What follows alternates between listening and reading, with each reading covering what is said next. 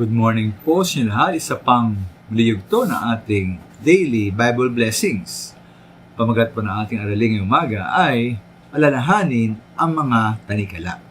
Alalahanin ang mga tanikala. Normal lang mga minamahal, natural lamang na para sa ating maalala at hangaan ang mga tao dahil sa kanilang positibong katangian. Halimbawa si Albert Einstein, katalinuhan niya. Si Martin Luther King Jr., kaya pong prinsipyo at malasakit para sa mga inaapi. Nelson Mandela, kanya pong karatagan at pagkipaglaban para sa katarungan.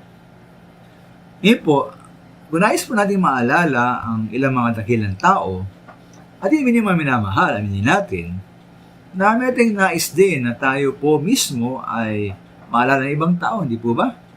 Lalo na kapag tayo po ay pumanaw na.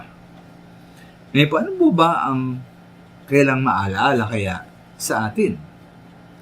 Manda po rito minamahal, kaugnay sa po ni Pablo sa Colossians 4:18. Ngayon po, kati po isipin si Pablo sa Biblia, may natin maalala po sa kanya na ginamit siya ng Diyos sa sumulat ng maraming aklat sa Biblia. Na siya po umaapaw ng karunungan ukol po sa mga doktrina, ukol po sa ating pananampalataya. Siya pinapakasipag bilang mga gawa ng Diyos at ginamit siya ng Diyos na magtaguyod ng mga gawain at magpatibay ng mga Kristiyano sa maraming mga lugar.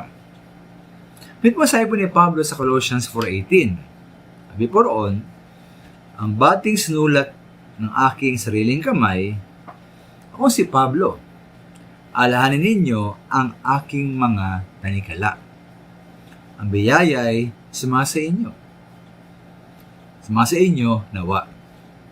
Ngayon marami po tayong maaaring maalala kay Pablo, ngunit sabi niya rito, alahanin natin ang kanyang mga tanikala.